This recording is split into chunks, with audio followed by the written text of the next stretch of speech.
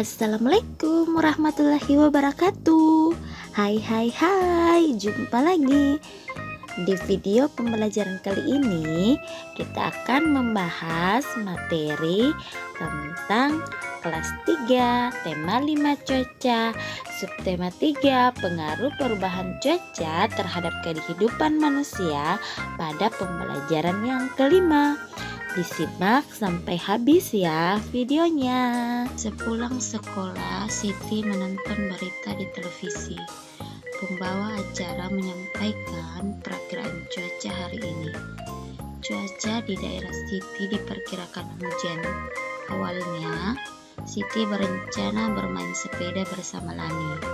Setelah mendengar perakiraan cuaca di televisi, Siti mengurungkan niatnya. Ia akan menelpon Lani untuk membatalkan rencana mereka. Simaklah percakapan di telepon antara Siti dan Lani. Lengkapi kalimat yang rumpang dengan kata yang ada pada kotak. Nah, di sini terdapat percakapan antara Siti dengan Lani melalui telepon.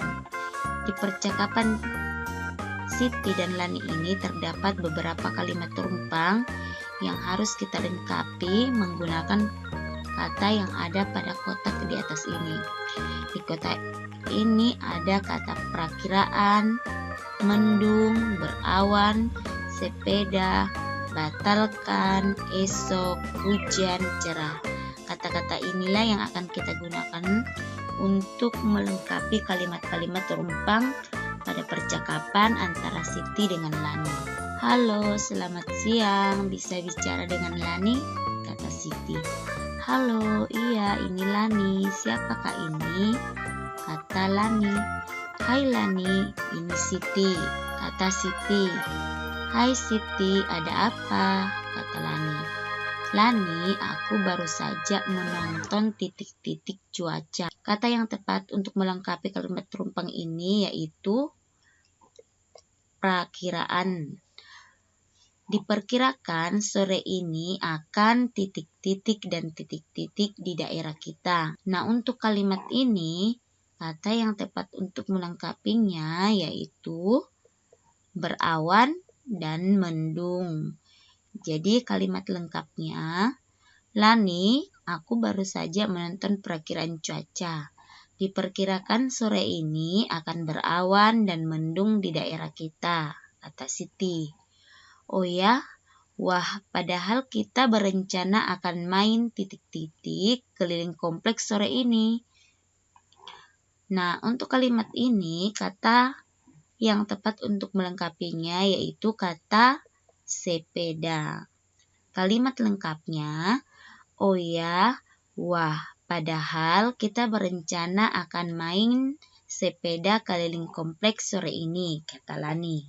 Iya, sepertinya kita titik-titik saja rencana kali ini. Untuk kalimat ini, kata yang tepat untuk melengkapinya yaitu kata batalkan. Lanjut, mungkin bisa kita lakukan titik-titik lain waktu. Untuk kalimat ini, kata yang tepat yaitu kata besok. Bisa juga menggunakan kata esok. Aku khawatir setelah mendung akan turun titik-titik. Nah, biasanya kalau mendung itu akan turun hujan. Jadi untuk kalimat lengkapnya yaitu, iya, sepertinya kita batalkan saja rencana kali ini. Mungkin bisa kita lakukan besok atau lain waktu. Aku khawatir setelah mendung akan turun hujan, kata Siti. Baiklah Siti, tidak apa-apa. Kita lakukan lain waktu saat cuaca titik-titik. Nah, untuk kalimat rumpang yang ini, kata yang tepat untuk melengkapinya yaitu kata cerah. Kalimat lengkapnya, baiklah Siti, tidak apa-apa. Kita lakukan lain waktu saat cuaca cerah, kata Lani. Oke Lani, sampai jumpa besok di sekolah, kata Siti. Sampai jumpa, kata Lani. Nah, ini Nah, kalimat-kalimat rumpang ini telah kita lengkapi dengan kata-kata yang ada pada kotak yang tersedia ya. Perubahan cuaca dapat terjadi setiap saat. Terkadang kita sudah merencanakan sesuatu, akan tetapi mungkin tidak dapat kita lakukan. Hal ini disebabkan cuaca yang tidak mendukung. Pernahkah kamu mengalami hal yang sama seperti Siti dan Lani? Nah, mungkin di antara kalian ada yang pernah mengalami peristiwa seperti Siti dan Lani sudah merencanakan suatu kegiatan, akan tetapi harus dibatalkan karena cuaca yang tidak mendukung atau perubahan cuaca yang tidak bisa ditebak. Buatlah percakapan bersama 3 temanmu. Percakapan tentang rencana yang berubah dikarenakan perubahan cuaca. Sebelum memulai percakapan, buatlah daftar pertanyaannya terlebih dahulu. Daftar pertanyaan dapat kamu buat seperti berikut. Yang pertama, apa yang akan kamu lakukan? Nah, sebelumnya kalian menentukan dulu rencana apa atau kegiatan apa yang akan kalian lakukan. Yang kedua, bersama siapa saja rencana itu akan dilakukan. Setelah itu, kalian tentukan dengan siapa kegiatan itu akan kalian lakukan. Apakah bersama teman, bersama saudara, atau bersama sepupu. Yang ketiga, kapan rencana tersebut dilakukan. Kemudian kalian menentukan kapan rencananya akan dilakukan. Apakah misalnya setelah pulang sekolah, atau sore hari, atau mungkin besok, seperti itu. Kemudian yang keempat, di mana akan dilakukan. Setelah itu kalian menentukan letak kegiatan itu akan dilakukan. Apakah di rumah teman, ataukah di lapangan, ataukah di sekolah. Kemudian yang kelima, mengapa tidak jadi dilakukan. Nah, ini karena di sini sudah ditentukan kegiatan itu tidak jadi dilakukan karena adanya perubahan cuaca ya. Kemudian yang keenam, bagaimana solusinya. Kalian menentukan solusi dari kegiatan kalian yang tidak bisa dilaksanakan karena adanya perubahan cuaca. Misalnya nanti dilaksanakan pada saat cuaca cerah atau pada saat misalnya hujan berhenti, seperti itu ya. Nah, di sini ada contoh percakapan antara Rian, Budi, dan Tony yang kegiatannya atau rencananya untuk bermain bola di lapangan harus dibatalkan karena adanya perubahan cuaca. Budi, kamu sudah membawa bolanya? Kata Rian. Iya, sudah kubawa Rian, kata Budi. Tapi sepertinya cuaca sore ini tampak mendung ya, kata Tony. Iya, sepertinya mau turun hujan, kata Rian. Tidak apa-apa, kan baru mendung, lebih baik kita langsung berangkat main saja, kata Budi. Aku tidak mau ikut ya, kata Tony. Kenapa? Ini kan baru mendung, belum tentu hujan, kata Rian. Iya, tapi kata Bu Guru, mendung juga berbahaya seperti hujan, kata Tony. Mengapa bisa begitu? Kata Budi. Saat cuaca mendung sering terjadi kilat dan petir. Petir dapat menyambar apa saja yang dilaluinya, kata Tony. Aduh, bahaya sekali ya. Apalagi kita akan bermain bola di lapangan. Akan sangat sulit bagi kita untuk menghindar ketika ada kilat dan petir, kata Budi. Betul itu, kata Tony. Kalau begitu, aku juga tidak ikut bermain. Kita tunda saja sampai cuaca cerah, kata Budi. Oke, kalau begitu, aku pamit pulang dulu ya, kata Rian. Iya, kata Tony dan Budi. Jadi ini hanya sebagai contoh, kalian bisa membuat percakapan bersama dengan dua teman kalian ya. Siti membatalkan rencana bersepeda bersama Lani. Ia menggantinya dengan membaca buku. Buku yang baru dibeli ayah kemarin. Selain hobi membaca, Siti juga suka menari. Ayah menghadiahi Siti sebuah buku. Buku itu bercerita tentang tarian tradisional Indonesia. Tahukah kamu tarian apa saja yang ada di Indonesia? Jadi sangat banyak tarian yang terdapat di Indonesia, mulai dari Sabang sampai Merauke. Misalnya ada tari piring, kemudian ada tari saman dari Aceh, ada tari pendet dari Bali, ada tari reog dari Ponorogo, ada tari pakarena dari Sulawesi Selatan. Seperti itu ya. Nah, di sini ada contoh beberapa macam tarian yang ada di Indonesia. Yang pertama, ini ada tari Ratoe Jaro yang berasal dari Aceh.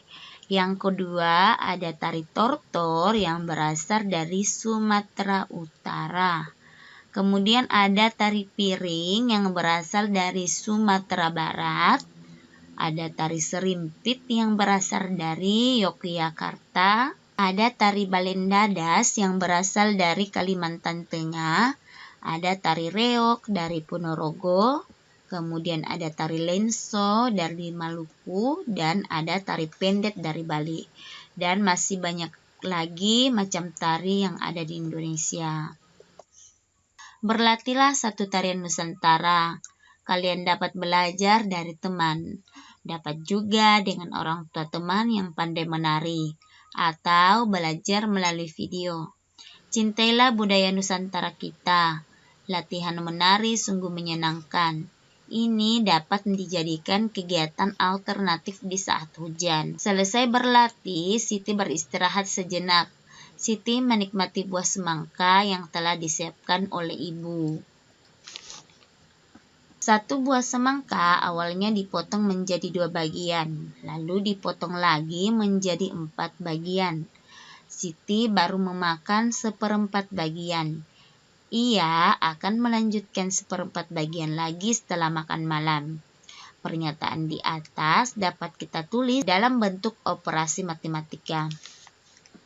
Nah, yang pertama dimakan Siti itu ada 1/4 bagian. Jadi ada 1/4 bagian. Nah, Siti akan melanjutkan memakan 1/4 bagian lagi semangka setelah makan malam. Jadi di sini kita tambah 1/4 bagian.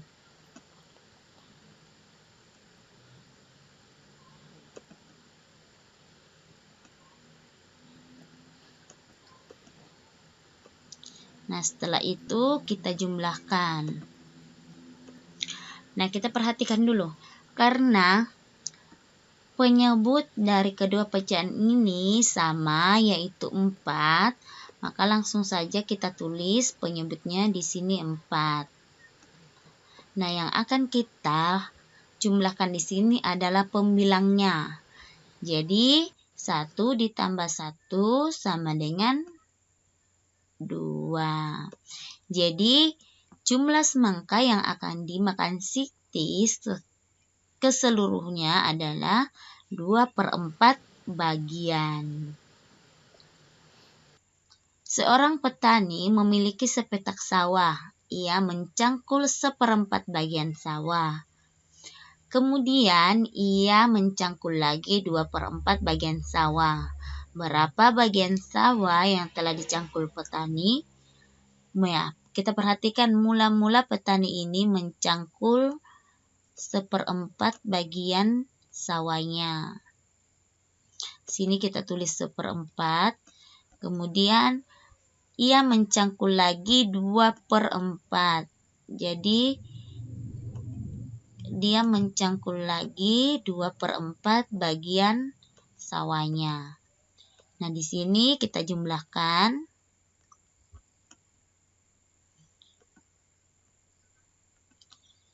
Seperti tadi, karena penyebutnya sudah sama, yaitu 4, maka langsung saja kita tulis di sini penyebutnya 4.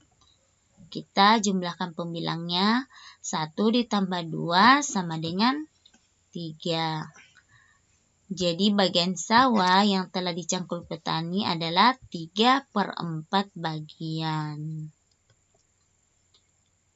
Benny memiliki pohon rambutan yang sedang berbuah.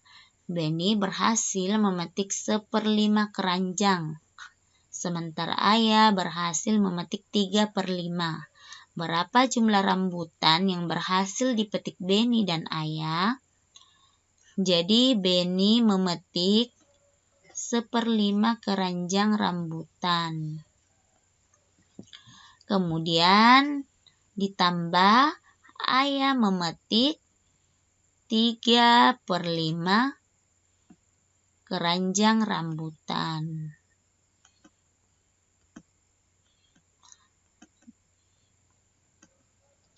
Penyebutnya sudah sama, yaitu 5. Kita langsung tulis saja di sini penyebutnya 5. Nah, sekarang kita jumlahkan pembilangnya. 1 ditambah 3 sama dengan 4. Jadi jumlah rambutan yang berhasil dipetik Benny dan ayah adalah 4/5 keranjang. Ibu dan Siti akan membuat kue bolu. Ibu menghabiskan 3/4 kg tepung untuk 1 loyang kue bolu. Ibu akan membuat 3 loyang kue bolu. Berapa jumlah tepung yang ibu butuhkan untuk 3 loyang kue bolu? Jadi untuk 1 loyang kue bolu itu ibu memerlukan 3/4 kg tepung. Nah, karena ibu akan membuat 3 loyang kue, maka kita tambahkan pada loyang pertama itu ada 3/4 tepung terigu. Kita jumlahkan, kemudian kita jumlahkan pada loyang yang kedua, yaitu 3/4 tepung terigu. Kemudian kita jumlahkan lagi pada loyang ketiga, yaitu sama ya, 3/4 tepung terigu.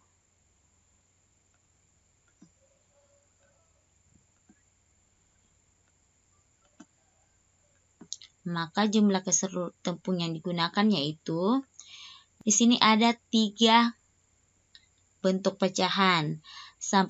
Ketiganya ini mempunyai pecahan yang sama yaitu 4. Jadi langsung saja ketiganya ini mempunyai penyebut yang sama yaitu 4. Jadi langsung saja kita tulis penyebutnya di sini 4. Nah, sekarang kita jumlahkan pembilangnya. 3 ditambah 3 hasilnya adalah 6. 6 ditambah 3 hasilnya adalah 9. Jadi jumlah tepung yang ibu butuhkan untuk 3 loyang kue bolu adalah 9/4 kg tepung terigu. Edo memiliki tali dengan panjang 1/5 meter. Sementara Benny memiliki tali dengan panjang 1/5 meter. Lani memiliki tali dengan panjang 3/5 meter. Udin memiliki tali dengan panjang 2/5 meter. Berapakah panjang tali Edo dan Benny? Berapa pula panjang tali Lani dan Udin? Tali siapakah yang lebih panjang? Di sini kita tulis dulu. Edo itu kita simbolkan dengan huruf E. Jadi Edo itu mempunyai tali 1/5 meter.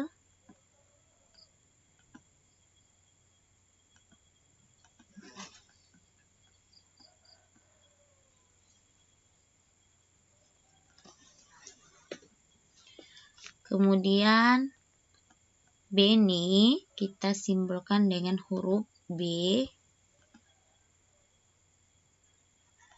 Benny itu mempunyai tali sama seperti Edo, yaitu 1/5 meter.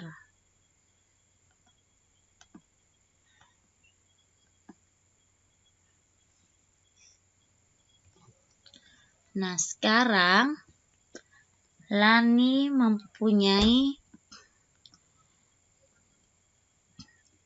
Lani kita simpulkan dengan huruf L. Lani ini memiliki tali dengan panjang 3/5 meter.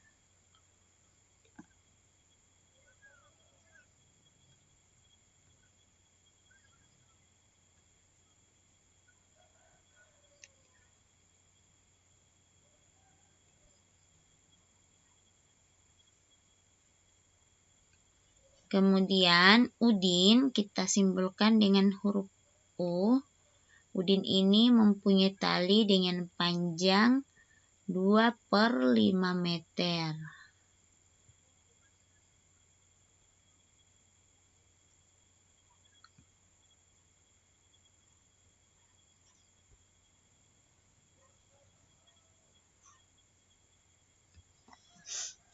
Nah, sekarang kita perhatikan pertanyaan pertama dulu, yaitu berapakah panjang tali Edo dan Beni?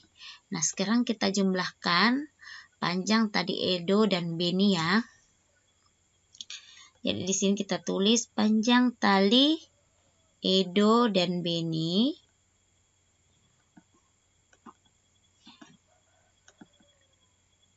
Edo ditambah Beni.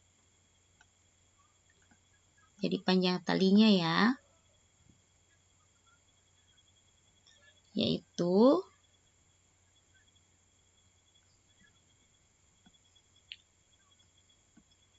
1/5 meter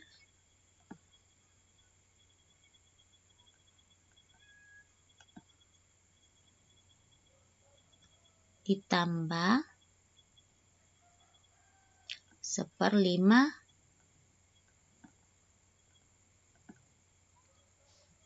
meter ya.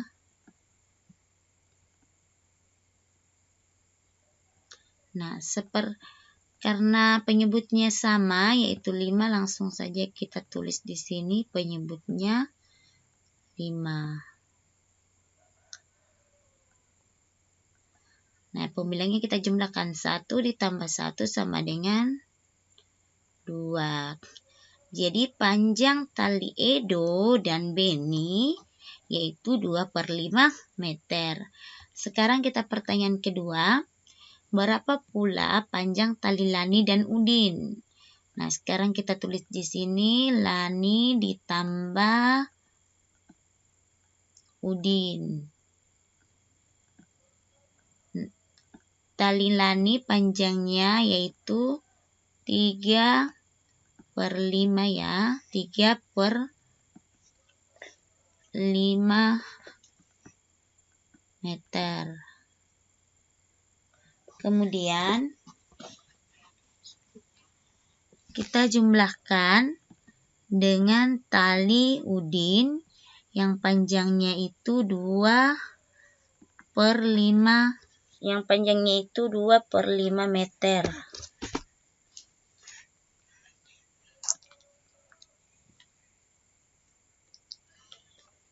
Nah, sekarang kita jumlahkan. Karena penyebutnya sama-sama 5, langsung saja kita tulis di sini terlebih dahulu penyebutnya 5. Sekarang kita jumlahkan pembilangnya. 3 ditambah 2 sama dengan 5. Jadi panjang tali Lani dan Udin yaitu 5/5 meter. Nah, sekarang kita ke pertanyaan yang ketiga. Tali siapakah yang lebih panjang? Nah, sekarang kita perhatikan di atas ini. Edo ini mempunyai tali 1/5, kemudian Beni mempunyai tali 1/5, Lani mempunyai tali 3/5, Udin mempunyai tali 2/5. Berarti yang paling panjang di sini adalah tali milik Lani. Ibu memiliki 1/4 kg telur di rumah. Untuk persediaan, ibu membeli lagi 1/4 kg telur. Pulang dari kantor, ayah membawakan 2/4 kg telur untuk ibu. Berapa kilogram jumlah telur ibu sekarang? Jadi ibu itu di rumah mempunyai 1/4 kg telur. Nah, ibu kemudian membeli lagi Berarti di sini kita jumlahkan. Di sini kita tambahkan 1/4 kg telur. Kemudian sepulang dari kantor ayah membawakan lagi ibu 2/4. Jadi di sini kita jumlahkan 2. Sini kita jumlahkan 2/4. Kita tambahkan lagi ya 2/4. Nah, berapa kilogram jumlah telur ibu sekarang? Nah, kita perhatikan penyebutnya itu sama-sama 4. Jadi langsung saja kita tulis di sini penyebutnya 4. Sekarang kita jumlahkan pembilangnya. 1 ditambah 1 sama dengan 2. 2 ditambah 2 sama dengan 4. Jadi jumlah telur ibu sekarang ada 4/4 kilogram telur. Sampai di sini dulu pembelajaran kita hari ini. Sampai ketemu pada video pembelajaran berikutnya. Assalamualaikum warahmatullahi wabarakatuh. Dadah.